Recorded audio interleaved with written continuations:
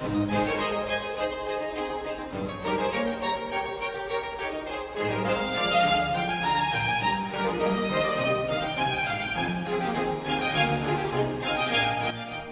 to dress.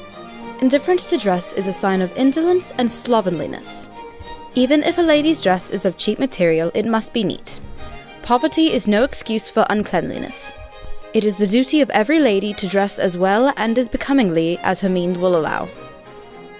Chess. This is the most popular intellectual game. It is called the Game of the Kings. It affords much amusement, sometimes intense excitement, to those who become practiced players. It is the most profitable of all indoor games. Requiring thought and quiet, it is improper for either player to make a disturbing noise. It is regarded by the rules of the game as improper to whistle or hum, or drum with the fingers, or keep time with the feet. The game should be conducted as nearly as possible in silence. The dances. The dances should be arranged beforehand, and, as for large halls, programs are printed with a list of the dances. A ball usually opens with a waltz, followed by a quadrille, and these are succeeded by gallops, lances, polkas, quadrilles, and waltzes in turn. Emotion.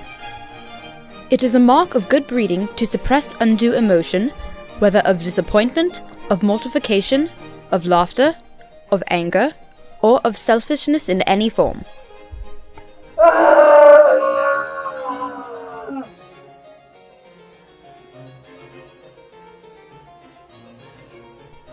The handshake.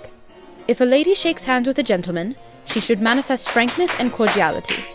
Equal frankness and goodwill should characterize the gentleman, but he must be careful as to undue familiarity or anything which might be construed as such. Street manners of a lady. The true lady walks the streets unostentatiously and with becoming reserve. So long as she maintains his character, she is sacred from insult or injury, even by the rudest. She recognizes acquaintances with a courteous bow, and friends with words of greeting. She appears unconscious of all sights and sounds which a lady ought not to perceive. Keeping step. Persons walking together on the street should keep step, especially if walking arm in arm.